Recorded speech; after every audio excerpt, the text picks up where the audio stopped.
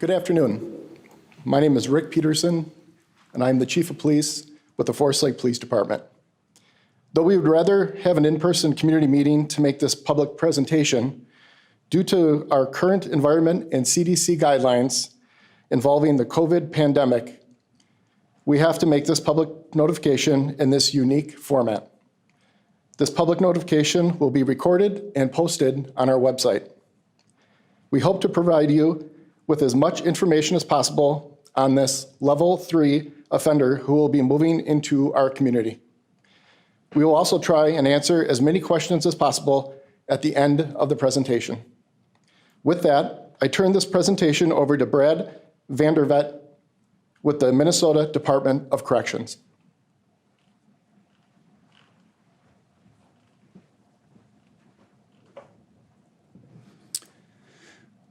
Well, thank you, Chief, and hello and thank you for taking the time out of your day to review this important information.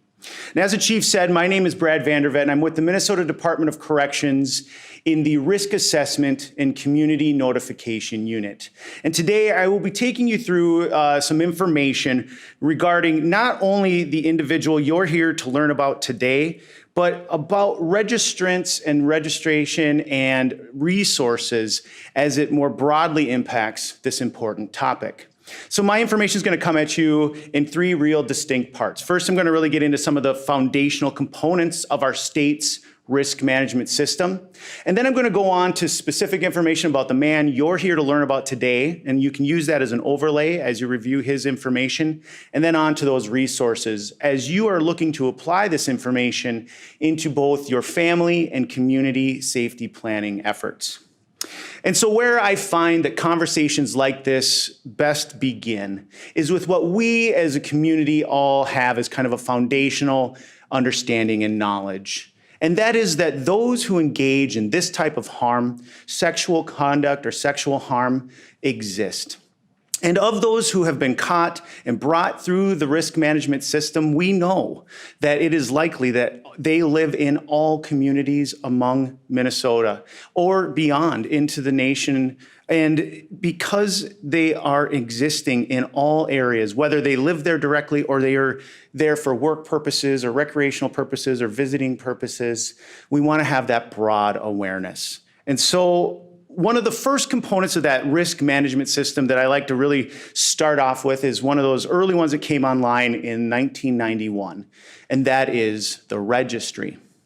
Now, the registry is managed and maintained by the state's Bureau of Criminal Apprehension, and it collects a great deal of data about those who are subject to it. And the registry came online really following the abduction of Jacob Wetterling and the advocacy of the Wetterling family and on to other community support groups and agencies that went around to law enforcement throughout the state and nation and asked, what more can we do to assist you in the important job of proactive policing for this unique population? And law enforcement said really resoundingly that what we needed was a system that collates our data. Because prior to the registry, what was happening was information collected and retained about those who engage in this kind of harm was housed in each unique agency's system and would be shared only after the fact when information from neighboring communities became known. And so with the Predatory Offender Registry, it broadens that so that law enforcement can proactively go into that system and check on individuals within their community or those who they may suspect to be up to no good. So the registry, as it's set up, is it collects and maintains a great deal of private information about the individuals subject to it. Information like their primary address, where they live, also secondary addresses, places they may frequent. Think places like vacation properties or significant others' homes if they're frequenting that location often. They also collects and maintains employment information. If that registrant operates a motor vehicle for that employer, that also must be known to law enforcement. They also collect and retain information on any schools that the registrant's attending or planning to attend, and any vehicles that they themselves use, own, or possess. So even the old broken down car in the driveway needs to be known to law enforcement. Other things the registry maintains is phone numbers of the registrants and other things they may rent, such as storage units and such. And so you can see the robustness of the data and information collected and retained by the registry. So the next question that often comes up in this conversation is, well, then who has to register? Because the name has changed from the sex offender registry to the predatory offender registry. And so when it first came online in 1991, it collected and retained information of those individuals charged with or convicted of criminal sexual conduct or any kind of conduct involving minors, to include possession of child pornography. But the state saw the benefit of this registry, and its robustness was grown to include other non-sex related crimes as well, such as kidnapping and false imprisonment. And so an easy way to keep it straight in your mind as we go forward today in this conversation with the predatory offender registry is this, is that all sex offenders are predatory offenders, while not all predatory offenders may be sex offenders. So as you're thinking about the scope of it. Now, another component I want to share with you as we're getting into this information is to really kind of place in your mind an analogy of a funnel. And what we know of this kind of harm throughout our state and beyond is that of this kind of conduct that goes on within communities, only a fraction of those incidences will ever go on to be reported to law enforcement. And of those reported, we know that funnel narrows to only a fraction of that group will go on to receive formal charges at the county or potentially city level. And the funnel narrows further. For those that are formally charged, only a portion of that group will likely go on to receive sentences. And of those sentenced, only a portion of that group will go on to cross the threshold or enter the prison system. And we'll talk more as to why that's a unique distinction as we get into this information further. So I want you just thinking broadly about this topic. As much as we're focusing on the individual specifically today, I want you to use that information and apply it in a larger context. And to help really show that context further, I have some data I've put together for you to look at. As of the first of this year, you can see that approximately we had 18,798 registered individuals in our community. That would be all of them from no risk level assigned, level 1, 2, and 3. And as of just yesterday, when I ran the numbers, and know that these numbers are dynamic and they are constantly changing and fluctuating as these individuals move with some frequency. But you can see a snapshot right here as of yesterday. In Washington County, there were 269 of those registered individuals, all of them, again, no level assigned, 1, 2, and 3, residing within Washington County, one of whom is someone subject to that broad public notification, so a level 3 individual.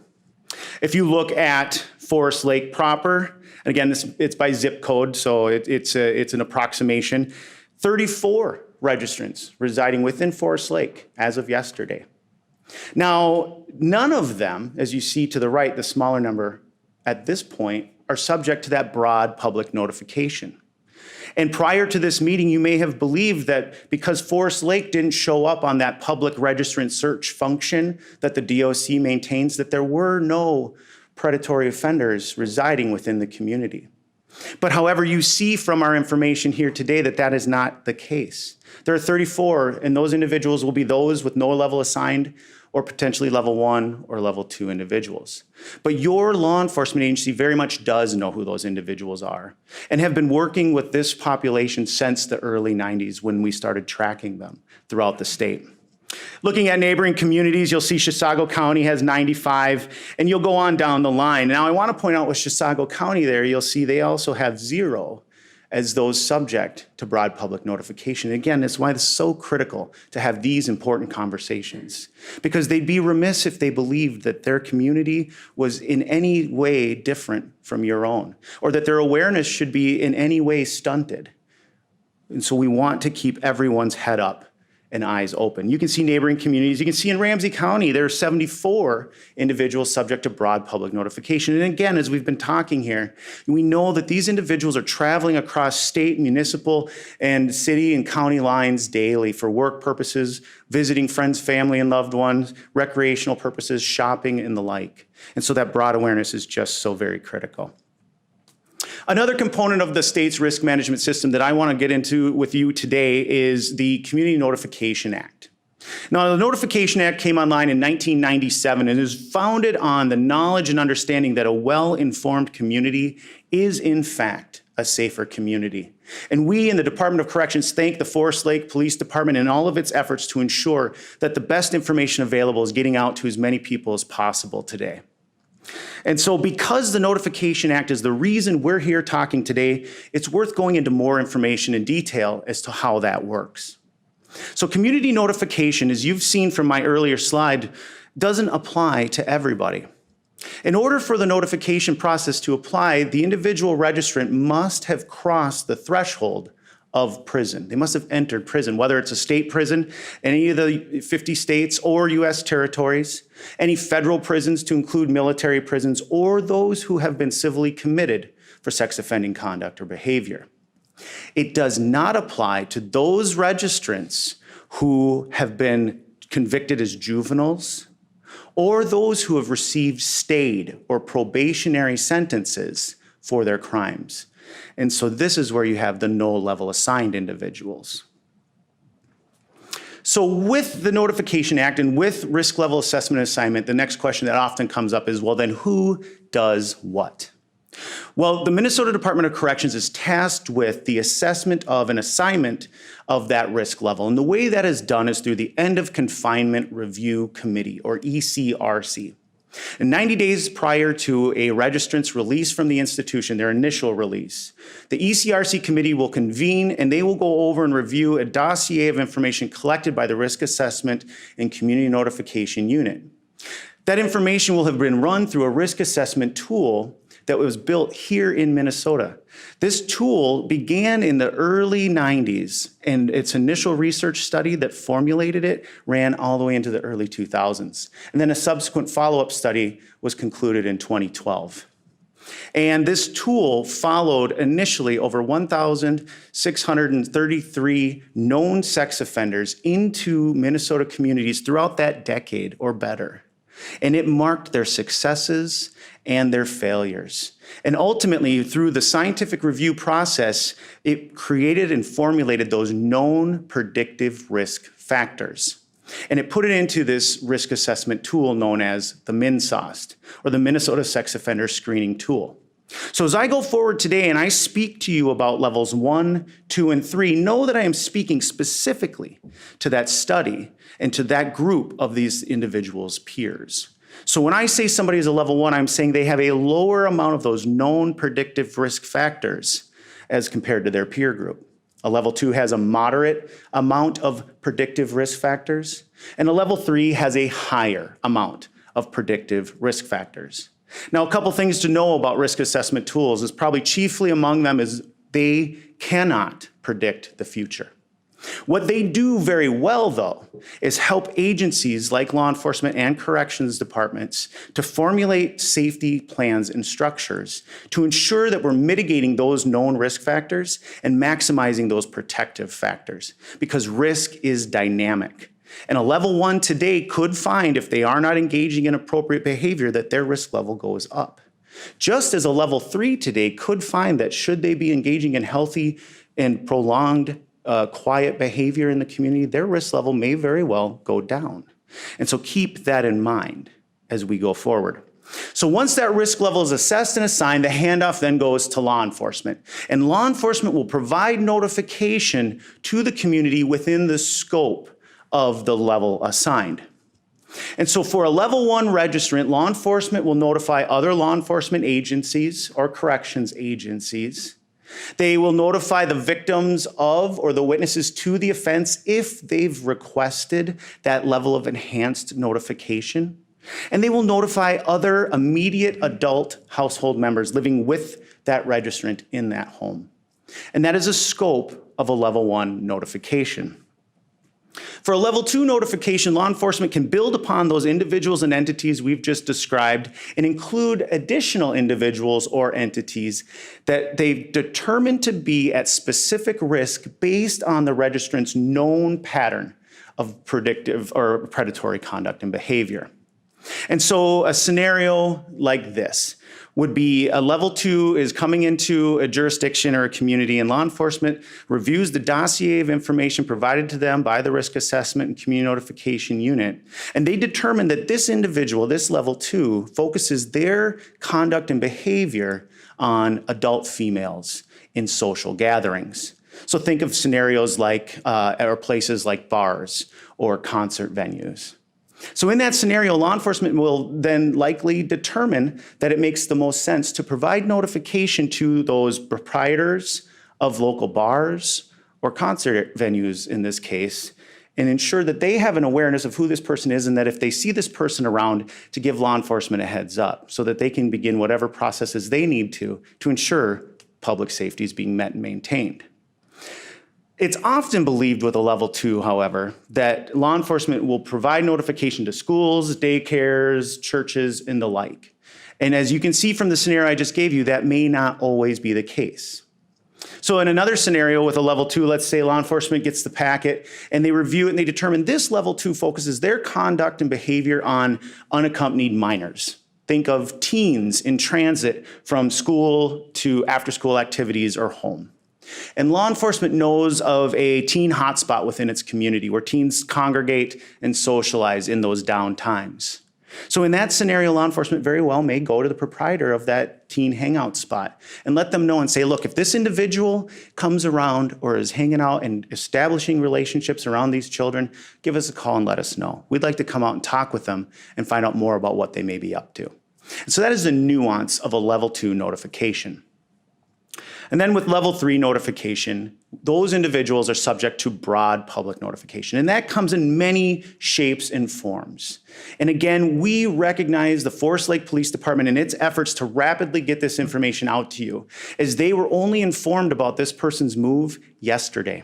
And we are here today talking with you and sharing this important information.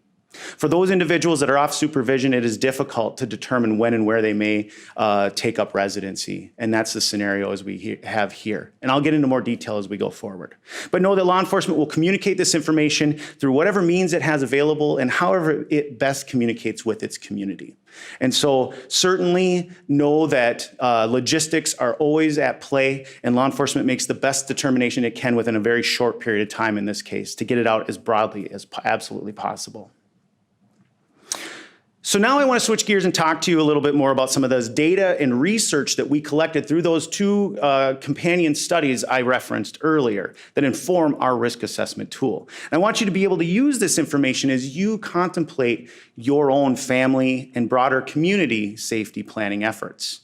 And again, just to kind of reemphasize back to that funnel, we talked about that narrowing end of those who cross the threshold. We know that they are only a percentage, a fraction of those that are out there engaging in this behavior. But I want to break it down further.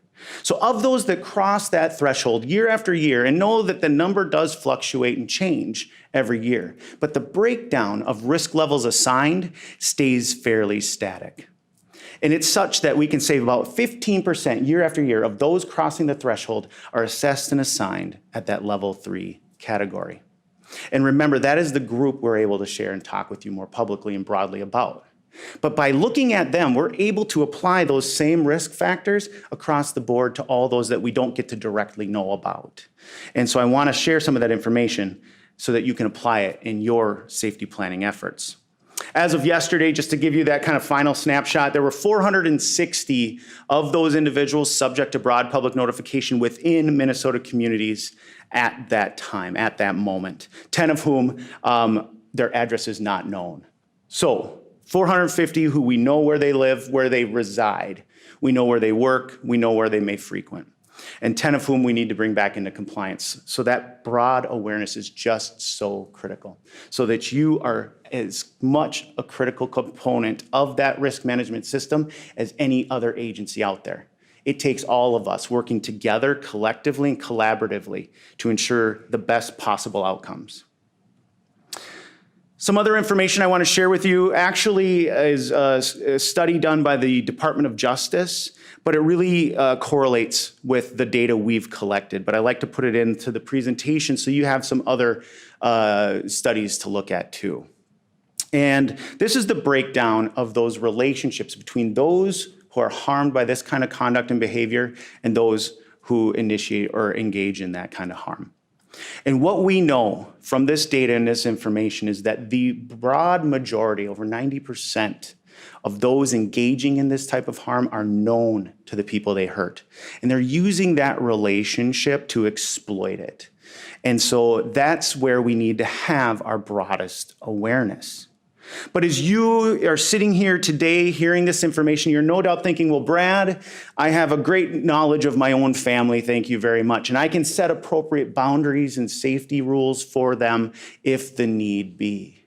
And also acquaintances, Brad, I choose and pick and vet who gets to come and be in my child's life, who gets to establish a relationship and a knowing.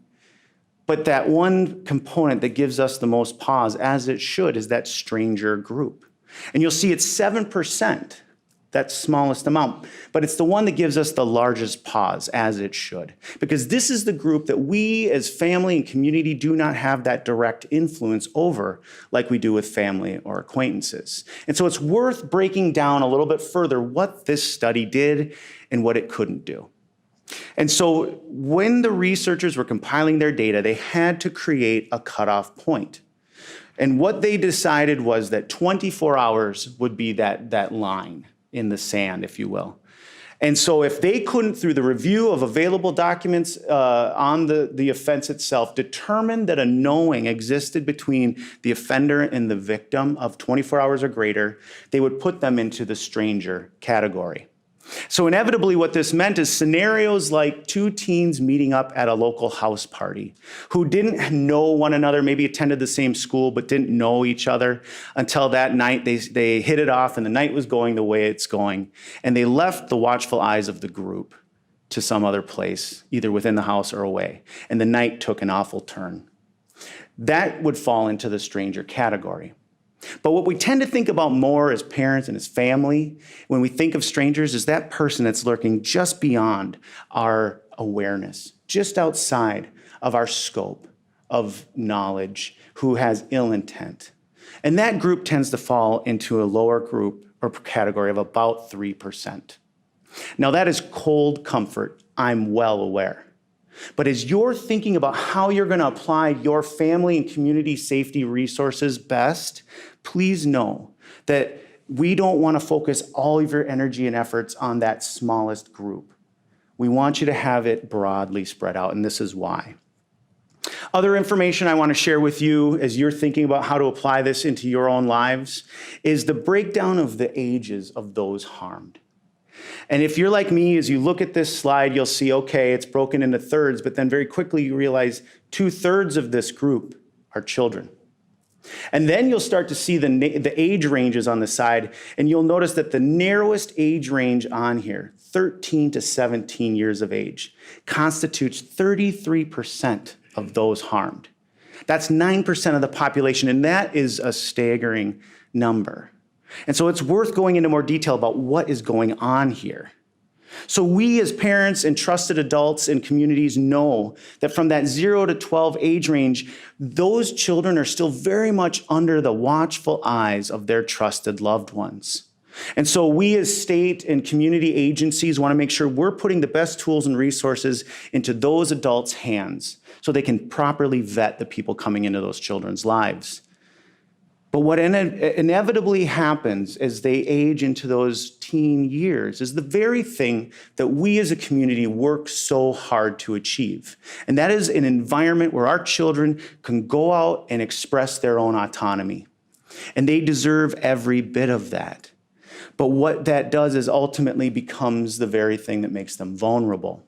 Because now they are developing relationships outside of the watchful gaze of that trusted adult support group.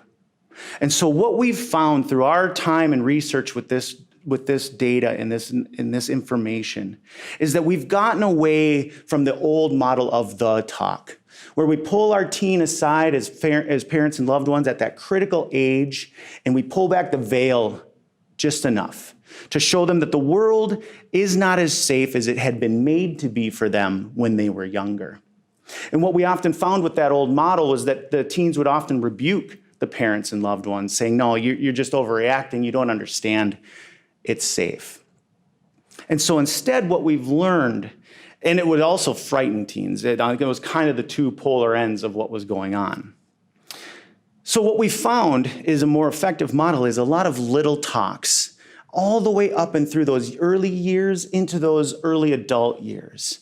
Age appropriate in their design, building upon one another every step of the way to provide our children with the skills and tools necessary to function safely within society. And this does a lot because it avoids that fear piece that I just mentioned a moment ago. Because we know that scared kids do not equal safer kids. But what we also need our children to understand is that nice people don't always equal safe people. And so we need to have our kids understand how to talk to those who they may not be familiar with. We need our children to understand how to implement their own body safety rules and things of that nature. And so I will provide you some additional information as we move forward here into the resources part on how to get more into those family safety planning efforts as you're contemplating how you're going to apply this yourselves. This is Walter Scott Rudd. Use the information that you've been provided at this point as an overlay as we get into the specifics about this man. See where things align and see where they may diverge. First, I want to speak about pictures. Photographs are updated on average every 12 months, so annually, or should the subject significantly change their appearance. So if you were to see Mr. Rudd in the community and notice that he no longer looks like these photographs, most certainly contact law enforcement or his local corrections agent, and they will help to attain updated photos and get them onto the registry so that I can make sure they're on the web, so that for as long as this man is subject to broad public notification, you will always have an accurate photographic depiction of him. These are Mr. Rudd's vitals. He's currently 59 years of age, and he's turning 60 here in just a few more, in about another week or so. And he is reporting that he is homeless within the Forest Lake area. And so what that means with a homeless designation is that he is mandated per the registry requirements to report to law enforcement a minimum of weekly. And he must provide law enforcement with an area where he frequents or is going to be consistently found in. And so he's going to keep them up to date with the hope that through his time working with corrections, he's able to attain more permanent and stable housing, because that stable housing is always so much better to help mitigate those known predictive risk factors. Being destabilized where it's difficult for him to get to treatment and programming and to engage in those positive pro-social activities that we want him engaging in, it just makes it harder when he doesn't have a place that he can consistently go to. And so as that changes and evolves, hopefully at some point we'll have an address to provide where he'll be residing going forward. This is Mr. Rudd's registrable offense history. It's pulled directly from those fact sheets that you've already been provided, and is a synopsis, a snapshot of those incidences that required him to be placed on the registry and were utilized to ultimately determine his risk level. And so I want to get right into the details of what went on. But one thing I want to make sure is clear is that you know that this is not an exhaustive criminal history. If you're interested in Mr. Rudd's full criminal history, you may certainly access that through the Minnesota Bureau of Criminal Apprehension's public criminal history search function and find more information there if you're interested. So with Mr. Rudd, his first incident was predated the registry and the Community Notification Act. But it's known to the system, and so once he returned after the registry was online and after the Community Notification Act was online, it was weighted into that ultimate determination. And so it's the reason why we will let you know what it is so you can understand where this began with Mr. Rudds. So in 1983, he was convicted of interfamilial sexual abuse in the first degree out of Anoka County for a 1982 offense. This offense, he engaged in criminal sexual contact against a 9-year-old and a 13-year-old male, both males. He was 21 years of age at the time. Mr. Rudd had a direct knowing of these victims, a significant relationship, and he used that relationship to exploit unmonitored access with these children over a period of time.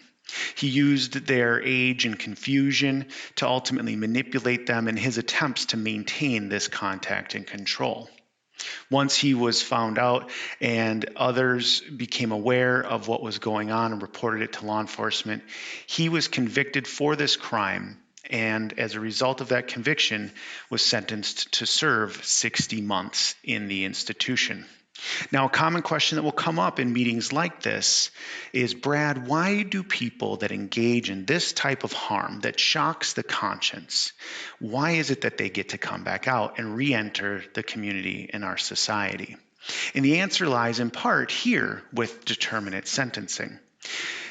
The model prior to determinate sentencing coming online was a parole setup where the individual registrant or sex offender in this case would come before the parole board and petition, or at the time that they were up for review, to have their remaining prison sentence served in the community under supervision. Now, with those who engaged in this type of harm and conduct that really rattles the public consciousness, you might well imagine they found it very difficult to be granted supervision at those hearings.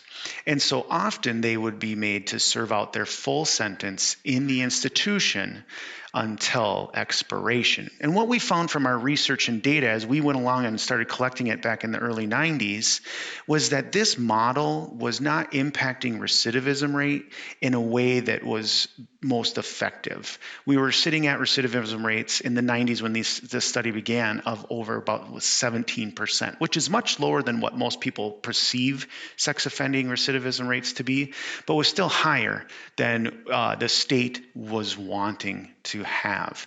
And so with determinate sentencing, the sentence gets broken into thirds, where 2/3 are served in the institution by law, and that final third is required that they be released, again by law, into the community under supervision with an agent working alongside them, ensuring that they're implementing those skills and tools that they've learned through treatment and counseling while in the prison system and in the institution, that they're effectively applying it in the community to mitigate that risk more effectively. And we brought through that research, we show that we brought our recidivism rates down to about 3% while under intensive supervision and at about 5% on average across the board.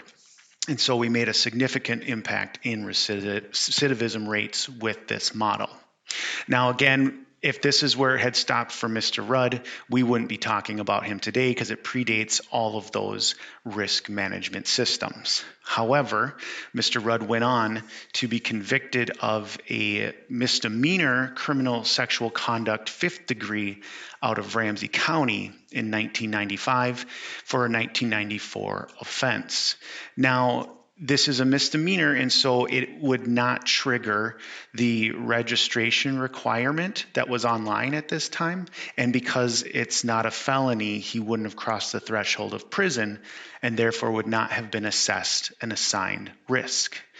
This incident involved Mr. Rudd having criminal sexual contact with a 20-year-old male.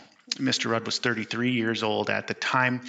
He was known to this victim, and he used his relationship to build a trust and exploit the access that he was getting with this man. He was able to maintain this control by manipulating this particular person's mental impairment. He is a vulnerable adult. And so this is how he was able to manipulate and manage this quote unquote relationship or knowing. Once this was found out for this crime, Mr. Rudd was sentenced to the maximum available penalty for a gross misdemeanor of 1 year in jail. And following that year in jail, obviously something else occurred, or we still wouldn't be talking about Mr. Rudd today.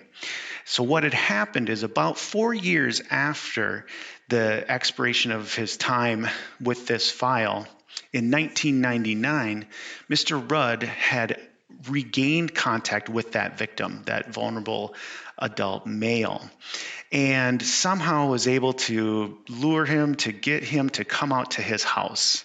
And so this man, now 23 years of age, comes to Mr. Rudd's home, enters that home where then he is again sexually assaulted by Mr. Rudd. And he used that relationship and this man's vulnerable state to exploit, again, his abilities and skills. And so for this crime, once found out by law enforcement, he received a 69-month commit to the Commissioner of Corrections. And so he served, again, by law, 2/3 in, 1/3 out on supervision. So Mr. Rudd's prison chronology breaks down like this. And again, this focuses on those registrable or sex-related or sex-specific crimes. So in 1983, he enters prison for that sex abuse first-degree conviction, and he comes out on that supervised release portion, that final third, in May of 1986, with no risk level assigned and no registry because they were not online yet at that time. Fast forward to June of 2001, that second incident against that same vulnerable adult victim is a felony level crime, a criminal sexual conduct 4th degree. So he crosses that threshold and enters prison in March of 2005, where he's assessed and assigned by the End of Confinement Review Committee a risk level of 2. Then, while back out in the community on supervision as that risk level 2, he is revoked and returned in 2006, March of 2006, for violations of his supervised release conditions. Not new sex assaults, but violations of those release conditions nonetheless. Now, anytime a registrant returns to the institution and crosses that threshold back into the institution, they are looked at again by the End of Confinement Review Committee. And at this time, the committee, looking at what brought him back into the institution, determined that those dynamic risk factors had increased with Mr. Rudd and that broader public awareness was critical in ensuring that we could continue to manage and mitigate his risk once he returned to the community. And so they assigned him that risk level of 3.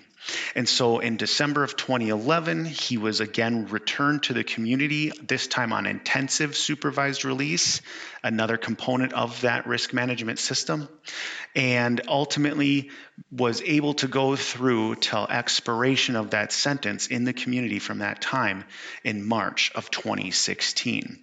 And so at that time, he was discharged from supervision and his rights were restored to him, again on the felony level stuff. Now, with Mr. Rudd, what's going on with him today as a snapshot is this. He is currently under correctional supervision for misdemeanor level offense of DUI or DWI out of Carver County. And so he's working with the Carver County Court Services Probation Department. Their phone number is here on this slide for you should you want to contact them if you have any concerns or questions about Mr. Rudd and his activity in the community. Obviously, their supervision is going to focus on his current governing file and his chemical dependency issues that brought him into their system. But if you were to see Mr. Rudd engaging in conduct that you think might put him at risk of drinking and driving again, certainly do contact the probation office so that they can work through their systems to intervene most effectively. Mr. Rudd will be subject to the registry as a predatory offender at this time until the 11th of May 2030. If he's successful and does not re-enter prison, that will be his time on the registry. Should he re-enter prison, that timeline gets extended for an additional 10 years. And so just keep that in mind, that once he comes off that registry, if he's successful, then all of the notification components go away and he fully has his rights restored with that regard. So as you're looking at all of this coming in, I want you to know your best and most direct resource for questions as you're looking at how to apply this information and getting more to add to it. Know that your best resource is your local law enforcement agency. The Forest Lake Police Department has been dealing with this population for many, many years, as you've seen, and they are very good at what they do.